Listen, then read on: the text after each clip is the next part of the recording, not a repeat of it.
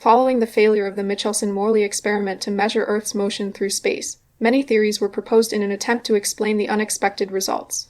The more prevalent theory today is that of length contraction effects. In this video, we'll see a novel use of the Sagnac interferometer to measure an observer's velocity in space. The interferometer was designed in a way that even if length contraction effects are present, the interferometer will still be able to produce a measurable result. The interferometer is not as efficient as a Michelson interferometer, requiring longer mirror distances, but it becomes very simple and practical for high velocities such as the solar system velocity within the Milky Way galaxy. In 1887, Albert Michelson and Edward Morley performed an experiment intended to measure Earth's motion through space.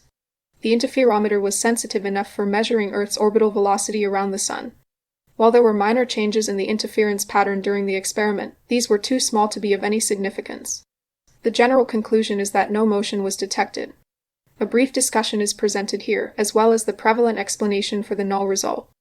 A simplified version of the experimental setup is presented in this figure.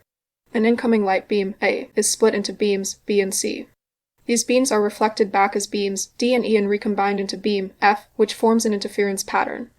The expected fringe shift just on Earth's orbital velocity alone was expected to be about 0.4 fringes. Since no fringe changes were observed, the Lorentz-Fitzgerald length contraction effects hypothesis in the direction of motion became the more prevalent explanation, which was later incorporated into Einstein's special relativity. The length contraction factor is known as the Lorentz factor and represented by the Greek letter gamma. It is important to note that length contraction effects are used to explain that the times taken by the two beams to make the round trip are the same, and therefore, the interference pattern does not change. While for geometric reasons we can deduce that the times for the vertical beams, B and D, are equal, this is not the case for the horizontal beams, C and E. It is given that the outgoing beam, C, will take longer to reach mirror B than the incoming beam, E, takes to reach the beam splitter, but the sum of the times from both beams will be the same as the sum for the vertical beams. The purpose of this experiment is to compare one of the vertical beams with only one of the horizontal beams. Would the times be the same? If length contractions are the real explanation for the results of the Michelson-Morley experiment, then it is clear that the times for individual horizontal beams should not be the same. Based on Mr. Michelson's work, and the work of others, an interferometer was developed that is capable of measuring an observer's velocity in space, even when length contraction effects are present. To make it easier to understand, the interferometer is simplified as a Mach-Zehnder type interferometer. In this configuration, the beams are split at the top right, and recombined at the bottom left. The beams do not return to their source of origin. Asymmetry is introduced into the separate beams by placing a glass rod in the path of the bottom beam. The effective length of the interferometer becomes the length of the glass rod. All other paths have no significance. The time that it takes for light to move the length of the path is calculated as follows. For the beam labeled A, inside the glass rod we use Fresnel formula given that B is much less than C. For the beam labeled B we have this formula. When we rotate the fixture 90 degrees from vector V, then for beam A. For beam B we have this formula. From these equations, we can determine delta T for L non-length contracted, and for a length contracted L. We can now solve for the expected number of fringe shifts as a function of V given L.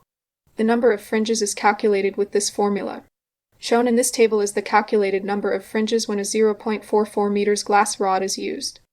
L is both length contracted and non-length contracted in the calculations. 3 different velocities are considered in the table in this order. Earth's orbital velocity around the Sun. In this case, the interferometer would produce only 1/100th of a fringe, which is hard to observe. The solar system velocity around the Milky Way galaxy. This would produce more than half a fringe shift. This would be observable. The estimated solar system velocity relative to the CMB. The interferometer would produce about 2 fringe shift or better. While the operation of this interferometer is easy to understand, this is not the best way to do it. A Mach-Zehnder interferometer is very susceptible to vibration noise. The motion of any of the 4 mirrors will cause the interference pattern to change. The actual implementation uses a modified Sagnac interferometer. This is shown in this image. This is an equivalent interferometer, but much more stable and less sensitive to vibration noise. We'll let the viewer do the analysis and verify that the 2 interferometers are equivalent. The next step is to determine the direction where to aim the interferometer. The solar system motion around the Milky Way galaxy is in the direction of the constellation Cygnus the Swan, and the solar system motion relative to CMB is in the direction of the constellation Leo. At some point during the day in the United States South, the star Deneb in the constellation Cygnus, and the star Regulus in the constellation Leo are just above the horizon. This is shown in this figure. Note that it does not have to happen at night. Any time of the day is good, as long as we point in the right direction. Given the high fringe shift expected of the interferometer, an exact calculation of direction is not necessary. The interferometer was rotated along the path indicated by the solid blue arc in the figure, or about 225 degrees. Note that the solar system velocity in the galaxy and the velocity relative to the CMB are not the same magnitude, or in exact opposite directions. Therefore, there is no cancellation of velocities. If both motions are present, then we should expect a total motion of about 265 km per second due northeast, well within the sensitivity of the interferometer, and in the path of the experiment. We would expect about one fringe shift if that is the case. The interference pattern did not change. No fringe shifts were observed during the experiment after repeated trials. Sagnac interferometers are well known for being able to measure motion according with defined mathematical calculations.